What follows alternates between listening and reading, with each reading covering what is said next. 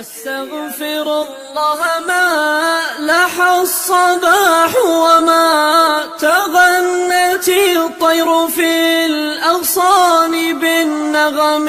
أستغفر الله جل الله باعثنا من يوم مزدحم الأملاك والأمم. أستغفر. بسم الله الرحمن الرحيم. نحمده ونصلي على رسوله الكريم. أما بعد، د خبرو موضوع د استغفار ویل. استغفار ډیر ګټې لري، ډیر فواید لري، ډیر فضیلتونه لري. په قرآن کریم کې خدای تعالی د استغفار فواید ذکر کړي دي، په احادیثو کې راغلي دي. استغفار معنا له خدای تعالی چې د ګناهونو بخښنه غوښتل. استغفار ویل د ګناهونو د بخښنې سبب ده. خدای تعالی فرمایي په قرآن کریم کې: ومن يعمل سوءا او يظلم نفسه ثم يستغفر الله يجد الله غفورا رحيما. څوک چې یو بد کار وکړي یا ګناه وکړي او یا په ځان باندې د ګناهونو په وسیله ظلم وکړي او بیا له خدای تعالی بخښنه وغواړي، الله تعالی به بخښونکی او مهربانه ومومي. په یو حدیث قدسی کې چې ابو ذر رضی الله تعالی عنه لرسول الله صلی الله علیه وسلم چې را نقل کړی ده، رسول الله صلی الله علیه وسلم وایي چې الله تعالی فرمایي: یا عبادي إني حرمت الظلم على نفسي وجعلته بينكم محرما فلا تظالموا يا عبادي إنكم تخطئون بالليل والنهار وأنا أغفر الذنوب جميعا فاستغفروني أغفر لكم. ای زما بندگانو، ما ظلم په ځان باندې حرام ګرځولی ده او د تاسو په منځ کې مې هم حرام ګرځولی ده، نو تاسو یو په بل باندې ظلم مه کوئ.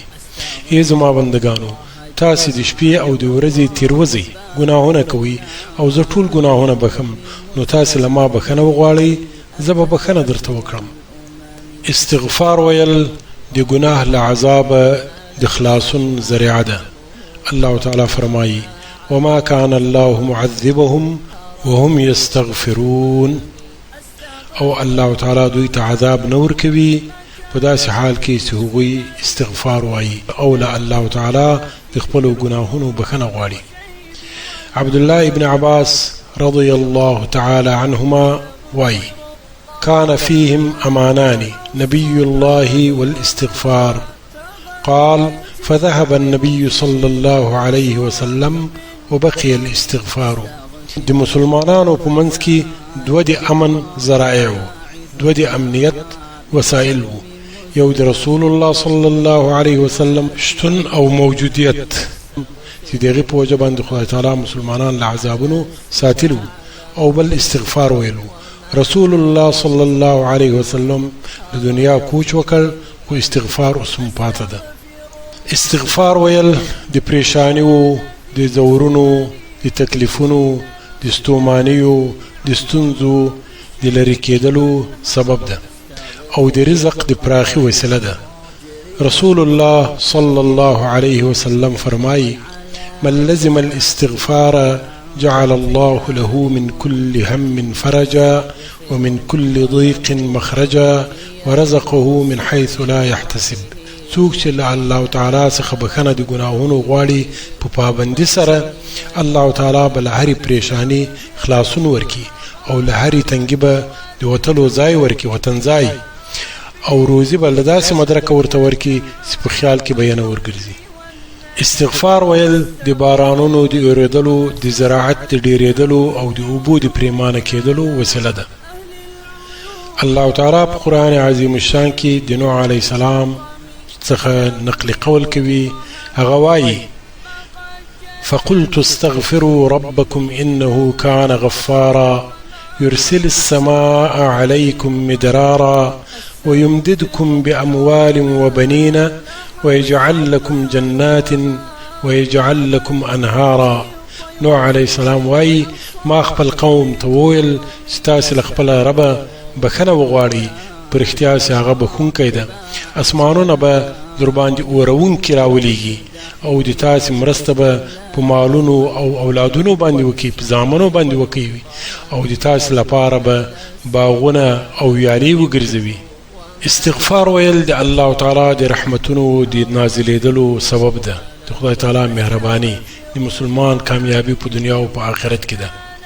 استغفار ویل د امت لپاره په اجتماعي شکل او د افرادو لپاره په انفرادي شکل د فتنو او د بلاو او د تکلیفونو د زورونو د لرې کېدلو سبب ده. که کوم قوم یا کوم ټولنه په استغفار ویلو باندې التزام وکړي او پابندي سره وایي، الله تعالی به دغو له کلیو او له ښارونو څخه فتنې لرې کړي. کوم بنده سي استغفار زیات یایي، خدای تعالی په دنیا او په آخرت کې ښه ژوند ور نصیب کوي او روزي یې پرېمانه کېږي. هغه څوک چې استغفار یایي د قیامت په ورځ به یې پیټه سپک وي او نیکي به یې زیاتې وي. د استغفار ویلو کومې ګټې چې تجربې له مخې جوتې سوي دي ډېرې قصې دي. هر څوک یوه تجربه لري. موږ یې هم لرو چې کله په مشکل حالت کې ایثار سوي یو، چې کله هم د وسایلو کمی سوی ده او له مشکل سره مخامخ سوي یو، استغفار ته مخ کړی ده او الله تعالی هغه مشکل رفع کړی ده. شیخ الاسلام ابن تیمیه چې د امت یو ډېر ستر عالم ده، هغه یایي چې کله هم په یو مشکل کې ایثار سوی یم، زر وارې څه کم و زیات استغفار مې ویلی ده، استغفار او خدای تعالی له هغه مشکله په خیر باندې خلاص کړی یم. نو په کار دا د دوستانو موږ او تاسې په ژوند کې ډېر مشکلات لرو، په کلي کې، په کور کې، په ذاتي ژوند کې، په شخصي ژوند کې، په ټولنه کې، په صورت عموم باندې ټول اسلامي امت له ستونزو سره مخامخ ده. په کار دا ده چې استغفار ویل موږ خپل عادت وګرځوو، په ناسته کې، په ولاړه کې، په تګ کې، د کار په وخت کې، هر چیرته فرصت وي او خبرې مبرې نه کوو او چیرته په مجلس باندې اخته نه یو، باید استغفار شروع کړو. او استغفار ویل د ګناهونو پیټی د انسان سپکوي، روزي پراخوي، پریشانی وي ختموي. که څوک قرضدار وي، که څوک رنځور وي، که څوک کوم مشکل کې ایثار وي، که د چا یو غم په مخ کې وي، مثلا پور یې په مخ کې وي، ولور وي یا کوزده وي، هر مشکل چې انسان ولري چې استغفار په پابندي باندې شروع کړي او په یوسته یایي، په تیره بیا د سهار په وخت کې د سهار تر لمانځه مخکې زر وارې که څوک استغفار ویایي، انشاء الله تعالی چې په ډېر لنډ وخت کې به مشکل حل شي. سهار وخت بهترین وخت ده.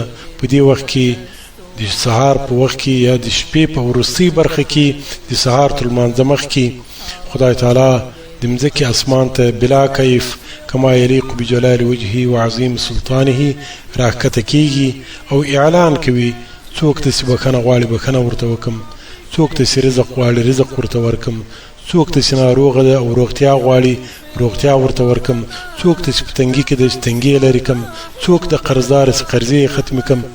خدای تعالی دا اعلان کوي او الله تعالی هر دعا قبلوي. که چیرته په دې وخت کې یو مسلمان چې له مشکل سره مخامخ وي، که سهار تر لمانځه نیم ساعت سهار تر سپېده چاود مخکې راپورته سي، 2 رکعات صلات حاجت وکړي، له هغې وروسته دعاګانې وغواړي او استغفار ویایي، خدای تعالی به یې هغه مشکل ختم کړي. او زر وارې استغفار ویل تر 20 دقیقې زیات وخت نه اخلي. او د استغفار لپاره مختصر کلمات دا دي: استغفر الله واتوب الیه، استغفر الله واتوب الیه. که چیرته یو څوک اوږد ویلی سي نو بیا دا په احادیثو کې را نقل شوی ده، په معصوره دعاګانو کې: استغفر الله العظیم الذي لا اله الا هو الحي القيوم واتوب الیه، استغفر الله العظیم الذي لا اله الا هو الحي القيوم واتوب الیه. الله تعالی دې موږ او تاسو ته د استغفار ویلو توفیق راکړي. موږ او تاسو د ګناهونو له زورونو سره مخامخ یو، هر تکلیف هر زور چې موږ ورسره مخامخ کېږو علت یې زموږ ګناهونه دي، زموږ تېروتنې دي. الله تعالی دې موږ او تاسو ټول اصلاح کړي. وصلى الله تعالى على خير خلقه ونور عرشه سيدنا ونبينا محمد وعلى آله وأصحابه أجمعين، والحمد لله رب العالمين، والسلام عليكم ورحمة الله وبركاته. قدمت القدم. أستغفر الله ما لح الصباح وما تغنت الطير في الأغصان بالنغم.